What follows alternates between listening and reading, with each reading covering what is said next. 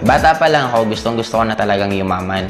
Mas lalo pa akong na-motivate nung dumating yung time na bumagsak yung negosyo ng mga magulang ko. Lahat ng ari-arian namin, nakasangla, at least wala talagang natira. Kaya as early as high school, ang dami-dami ko ng sideline na ginagawa. Una, gumagawa ako ng project ng mga classmate ko para kumita lang ako. Tapos nung mag-college naman ako, pati pagbaburn ng CD, lahat, kahit ano, dumating pa nga sa nagpapa 5-6 ako. Tapos pati pagpapasada ng jeep, ginawa ko. Namamasada ako nun paggabi naman. As early as bata pa lang ako, naka-mindset na ako na dapat talaga yumaman ako ng todo. Kaya lahat ng pwede akong kumita, ginagrab ko as long as nakaya ng sarili kong gawin. Hindi ko siya pinag-iisipan, ginagrab ko lang ng ginagrab. Hanggang dumating sa akin tong AIM. Nung pagdating sa akin ng AIM Global, yun, hindi ko na siya pinag-isipan kasi sabi ko, magkano lang naman yung capital. Sabi ko, kung walang mangyari, di okay lang. Kung may mangyari, di mas maganda. Kaya lang, dumating nga sa point na lumalaki na yung grupo ko, binagsakan naman kami ng bagyong Milenyo. Tapos di sabi ko, sige, okay lang, pagsubok lang to. Nakapalaki uli namin yung grupo namin, kaya lang riming naman yung bumagsak. Kaya parang sabi namin, parang ayaw talaga tayong pakitain. Kasi nga, ang kalaban natin, kalamidad na, hindi na ibang tao or ibang company.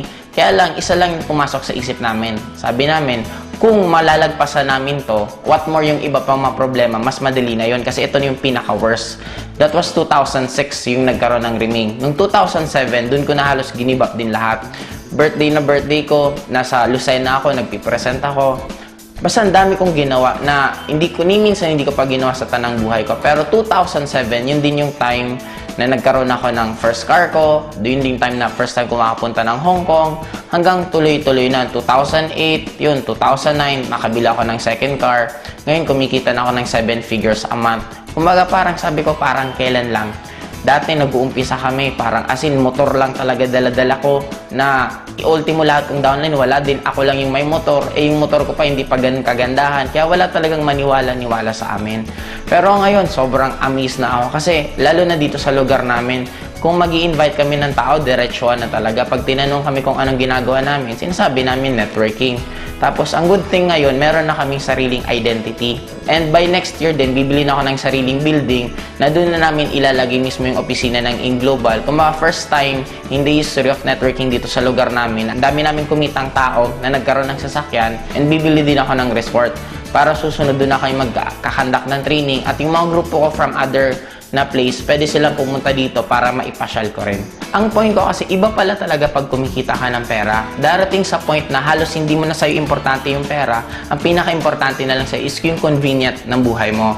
Ngayon, imaginein mo guys, by next year, ang isa pa sa plano ko, bibili kami ng yate. Kasi meron ng parking dito sa amin. Sabi ko nga, talagang lakas ng attraction ko. Kasi inuna muna yung parking ko bago yung yate kong bibilhin. And I'm proud to be alive sa walang ibang numero 1 networking company.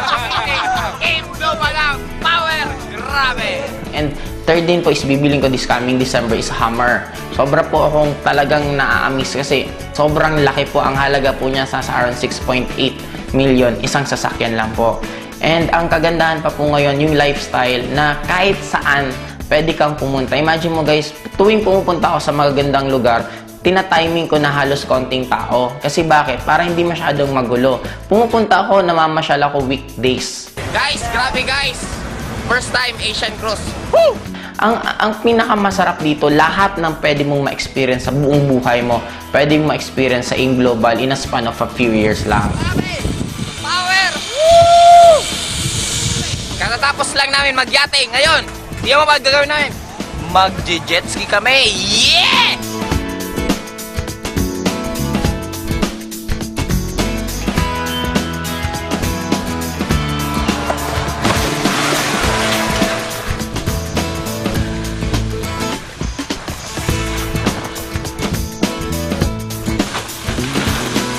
Kumbaga, yun yung nabigay sa amin na buhay because sa desisyon namin na gawin yung AIM Global at trabahuhin. Next year, US kami. Sobrang excited ako kasi Talagang first time ko makakapunta sa US na ni minsan hindi man lang pumasok sa isip ko na makakarating pala ako. Pero dahil sa Global, binigay nila lahat sa amin yan. Kung meron pa sa inyong nag-iisip, actually dapat huwag nyo na siyang pag-isipan.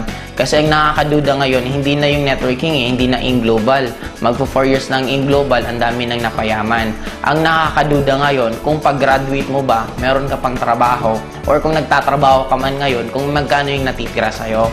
Ano yung point ko? Ang point ko lang, eto na yung nakikita nyo na yung result. Bakit kailangan nyo pang pagdudahan? Ang kailangan nyo na lang gawin, paniwalaan nyo. Kagaya ng mga iba kong friends, it took them 2 years bago nagsipag-join. Pero after 2 years yun, ngayon sila naman yung mga bibili ng sari-sariling sasakyan. Yun pala yung kagandahan sa AIM. Pag once naniwala ka at trinabaho mo, meron at meron at meron talagang mangyayari.